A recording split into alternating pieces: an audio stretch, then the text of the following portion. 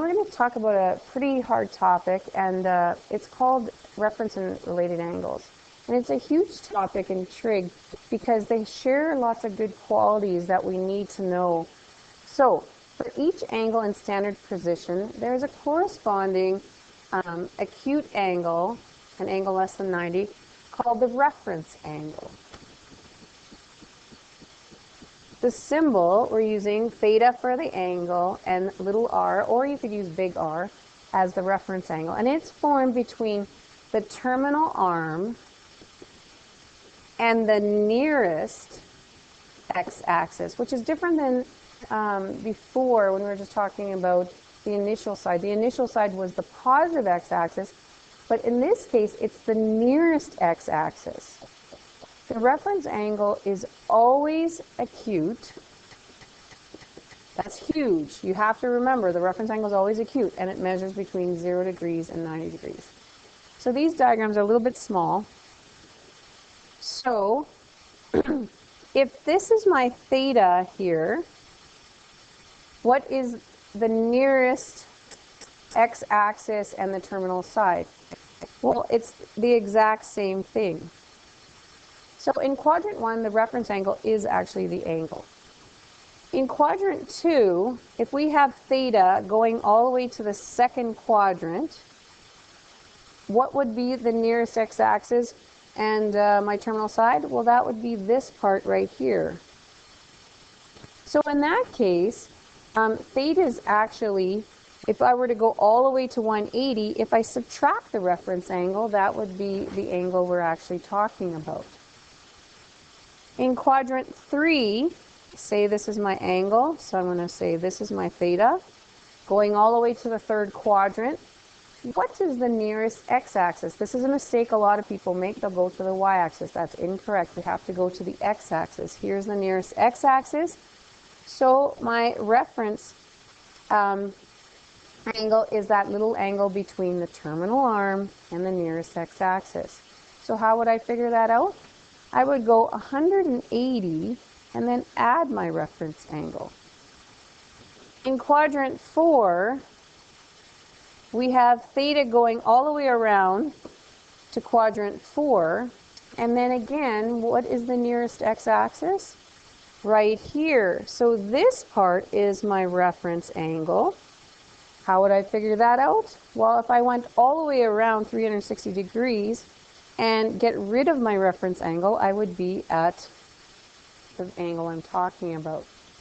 So, see if you can figure out what the heck I just taught you there by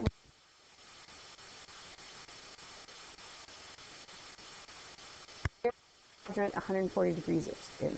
So hopefully by now you know it is in quadrant 2.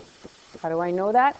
Because I start traveling at my positive x-axis and I go until there's 90 degrees, and then, I don't know, say roughly about there is 140 degrees. So theta equals 140 degrees. So, I'm going to change color here. In the second quadrant, 140 degrees is not an acute angle, so that cannot be my reference angle. Again, the reference angle is made with the terminal side and the nearest x-axis. So this part right here is my reference angle. So what is that gap between 140 and 180? Well, hopefully you can see that it is 40 degrees. So my reference angle is 40 degrees in this case. Okay, so let's try the next one. 300 degrees. 300 degrees is in which quadrant? Quadrant 4. So I start at the positive x-axis. I keep on going until I get to quadrant 4. Say about that. There's theta equals 300 degrees. So again, my definition of my reference angle is where the terminal arm is and the nearest x-axis. So this would be my reference angle. So how do I figure out my reference angle? You can look over here, or you can see visually that if I made it all the way around 360 degrees, I would be so much short of getting there. How much short would that be? 60 degrees. Do you see? 300 from 360. Okay, moving on. C. 36 degrees. Well, hopefully you can figure that out, that this is in the first quadrant. What's unique about the first quadrant? That the terminal side and the nearest x-axis is in fact the angle. So the reference angle is as well 36 degrees. Nice. Okay, let's try D now. How do I draw D? Start at my positive x-axis, keep on going counterclockwise at 180, then I have to go past, I don't know, say about there. It's not drawn to scale, so we're just trying to get which quadrant it's in. So theta is 193 degrees. Again, I'll do in red. What's the terminal arm? That's this right here. What's the nearest x-axis? That's this little gap right here. So my reference angle is going to be this little gap right here. How am I going to tell what that is? Well, there's a big indicator there at the x-axis. If I go all the way from the positive x-axis to the negative x-axis, that's 180 degrees. So how much past did I go from 180 degrees? Well, I went 13 degrees past. 180 subtracted from 193. Okay, the reference angles generate the related angles. That's another big topic here. Related angles have the same trig ratios, but may have different signs. So this is a huge, huge concept here to understand. So let's talk about a reference angle of 20 degrees right now. So I'm going to draw 20 degrees in the first quadrant. I'm going to draw 20 degrees, again with the nearest x-axis here. I'm going to draw 20 degrees right here. And I'm going to draw 20 degrees right here. And we're going to figure out what, in fact, is the reference angles in each of the quadrants. So red is my reference angles. Remember, the reference angles always hug the nearest x-axis, not the y. Okay? So if I go this way in the first quadrant, the reference angle is in fact the related angle. That's kind of neat. So if I go all the way around, what would be my related angle in the second quadrant? Again, how do I figure that out? If I went all the way around to 180 degrees, I would be 20 degrees short of that. So what would that be? 160 degrees. Okay? What happens if I go all the way to the third quadrant? What would that be? Well, again, if I went all the way to the positive x-axis, that would be 180 degrees, and now I'm 20 degrees past that. So what would I be at? 200 degrees. Let's sketch it going all the way around. So if I would have made it all the way back to the starting spot, that would have been 360 degrees, but I was 20 degrees short of that. So how much did I travel? 340 degrees. So that means that in each quadrant, you have some related angles. 20 degrees, 160, 200, and 340. What's huge about this? They're going to have the same trig ratios. However, based on where they are, in which quadrant, they might have a different sign. So the right triangle that contains the reference angle has one leg on the x-axis and is known as the reference triangle. Trig ratios. So suppose theta is any angle in standard position. Remember, standard position means it starts on the positive x-axis and it goes counterclockwise as a positive angle. Pxy is any point on the terminal arm. Remember, this right here is the terminal arm. We are going this way around. And it's a certain distance from the origin. By Pythagorean theorem,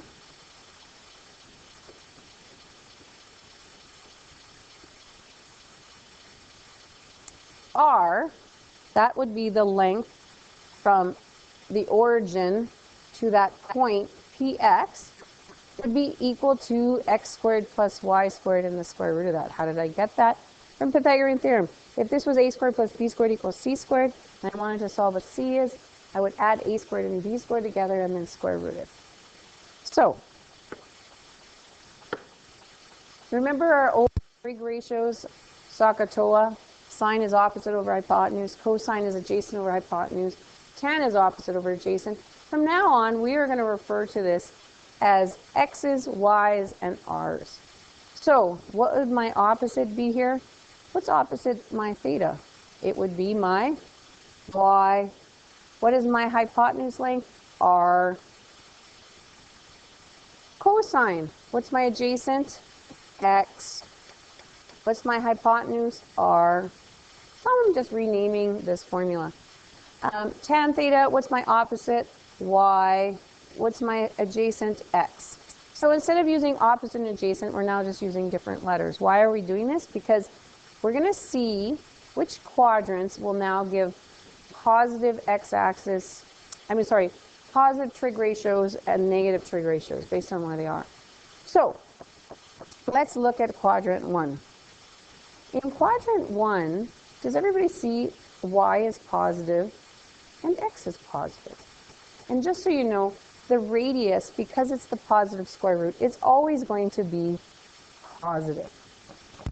So if I take y and it's positive and r, it's positive, and I divide, what do I get sine theta to be? What's positive divided by positive? It is a positive. Cos theta, x is positive, r is positive. What's positive divided by positive? A positive. So cosine theta, that means the trig ratio is positive in that quadrant. Tan theta is positive y over positive x. So again, that is positive. That means in quadrant 1, all 3 trig ratios are positive. Okay? So I'll put a little note by that.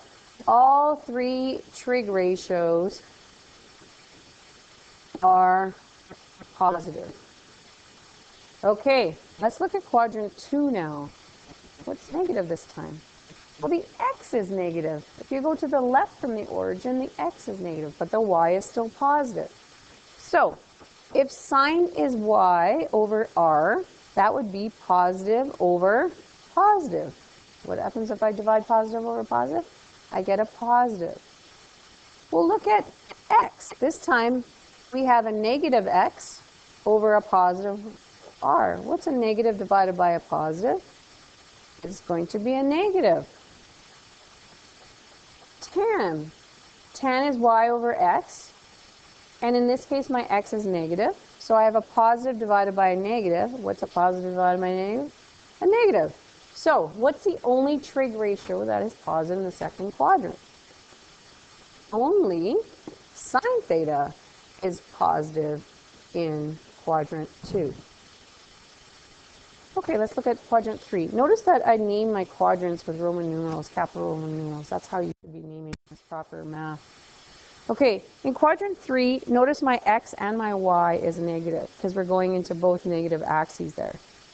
So, sine theta would be negative y divided by positive r. That'll be negative. I'm just going to go a little faster here because it's the same thing over and over again. Cos theta is negative x divided by positive r, which gives me a negative. And tan theta is negative y divided by negative x. So tan theta is actually positive this time. So negative divided by negative is positive. So what will we say here? Only tan theta is positive in quadrant 3. I'm going to leave this note for a second. We're going to go back there. We're going to do the next one, which is quadrant 4. Notice in quadrant 4, x is positive and y is negative. So if we take sine theta, which is y over r, and y is negative this time, sine theta is going to be negative. Cos theta is x over r. X is positive, r is positive. Positive divided by positive is a positive. And tan is y over x.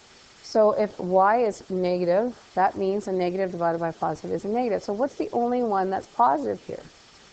Cos theta is only positive in quadrant 4. So let's go back to this page here where I didn't fill it in. It says, note, each function is positive. In how many quadrants is it positive? 2. And negative in 2 quadrants. Remember that quadrant 1, they were all positive. Quadrant 2, only sine was positive, which means tan and cosine were negative. In quadrant 3, tan was the only one that's positive. And in quadrant 4, cosine is the only one that's positive. So how are you going to remember which one's positive? Well, there's this little acronym. All students take calculus. What does that stand for? A stands for, besides all, it also stands for all trig ratios are positive. S, although it stands for students, it also stands for sine theta because sine theta is the only one that's positive in the second quadrant. T, for take, also stands for tan, and that is where tan is the only one that's positive. And of course, the fourth quadrant where we have a C for calculus, this stands for cosine is the only one that's positive. So, let's say another way. Some people like remembering this as cast because it makes the word cast. I don't necessarily like that as much because the C starts in the fourth quadrant, which doesn't really make sense to me. I like starting in the first quadrant and going all the way around. So, another one is, because this is usually taught in the grade 12 course, again as well, is in the States they call grade 12 kids seniors. So they, I heard an acronym was all seniors turn crazy, which might be true when you're in grade 12. Anyways, let's continue. So what we're going to do here is we're going to find the exact value of sine theta, cos theta, tan theta, whose terminal arm goes through the point P at 2, -5. Also find theta. Okay, so we're going to graph this. Here's my x-axis and my y-axis. And then I'm going to roughly sketch 2, -5. Well, say 2 is here, and 5, 1, 2, 3, 4, 5. So here is 2, -5.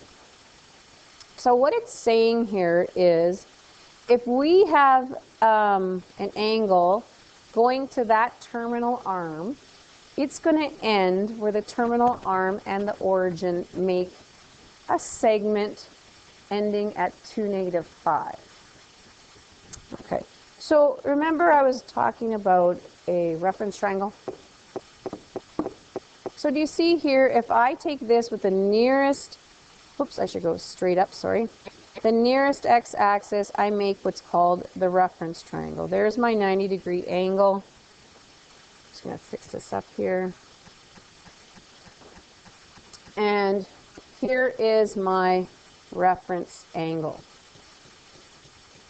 This part here, where I went all the way around to the fourth quadrant, would be my theta.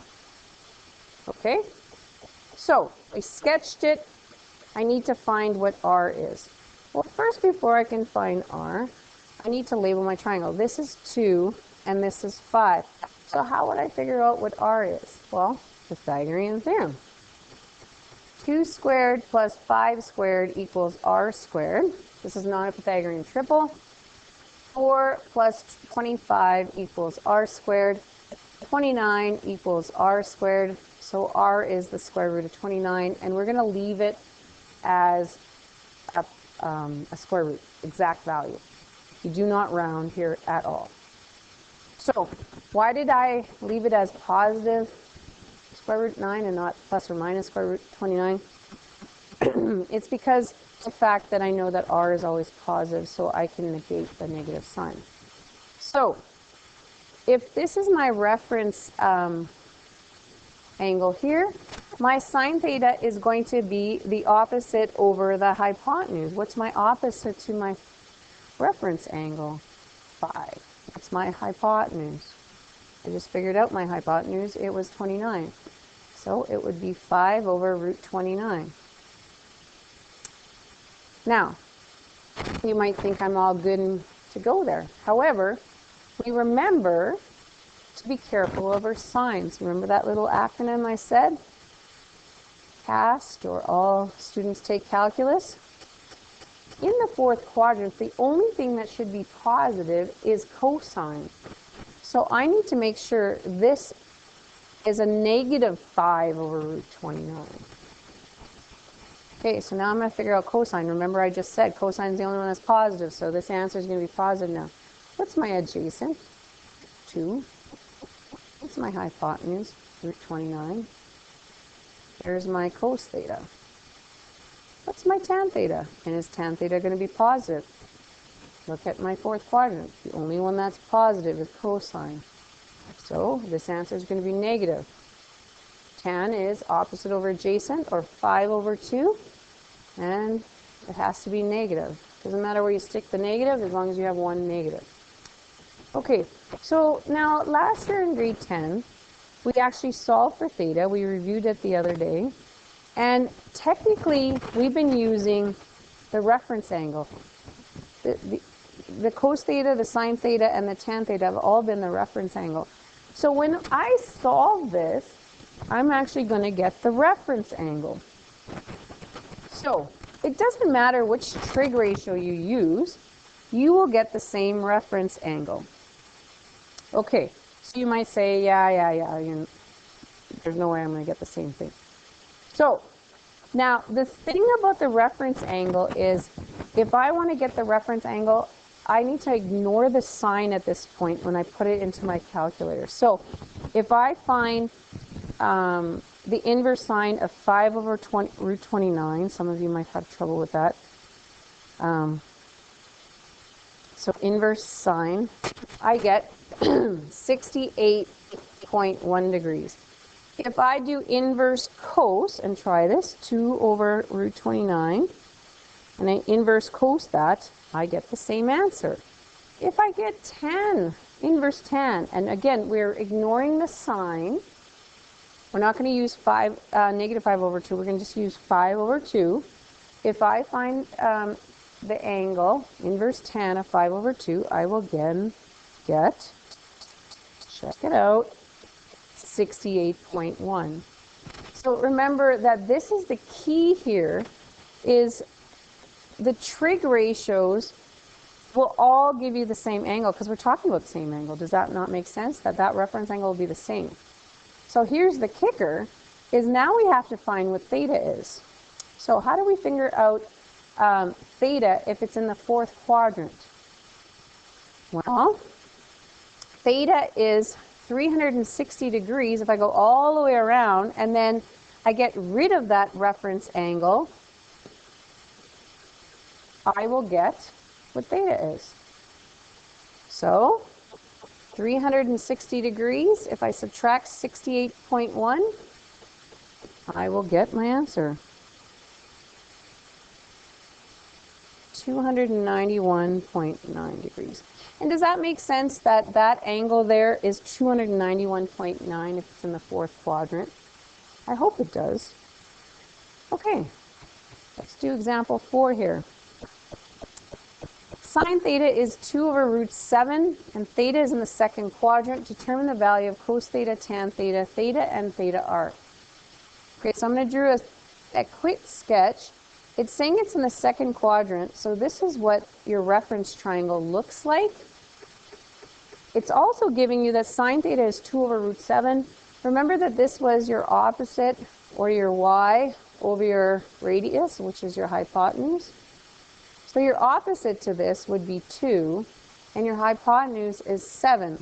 So we have to use Pythagorean theorem to figure out what your x is in this case.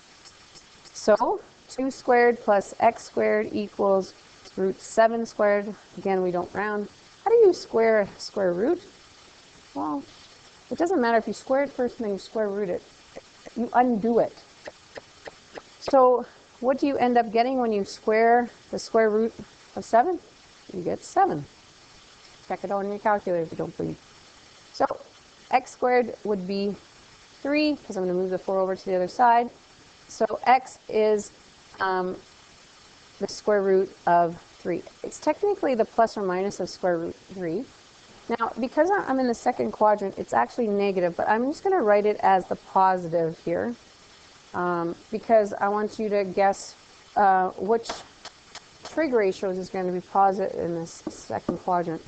Remember, all students take calculus. So it's telling you sine is the only one that's positive right now. So if sine theta is 2 over root 7, what is cos theta going to be? Well, we know it's going to be negative. What's the adjacent? Root 3 over root 7. What's tan theta going to be? Well, that's opposite over adjacent. Again, it's going to be negative in that quadrant, so negative 2 over root 3. So, again, we're using a reference triangle, so technically this is not theta. This is theta r. So, our theta that we want to find is actually in the second quadrant. So, first off, we need to find what theta r is, or the reference angle. So, the technique again is use one of the trig ratios, it doesn't matter which one, do not involve the sine, and inverse trig it.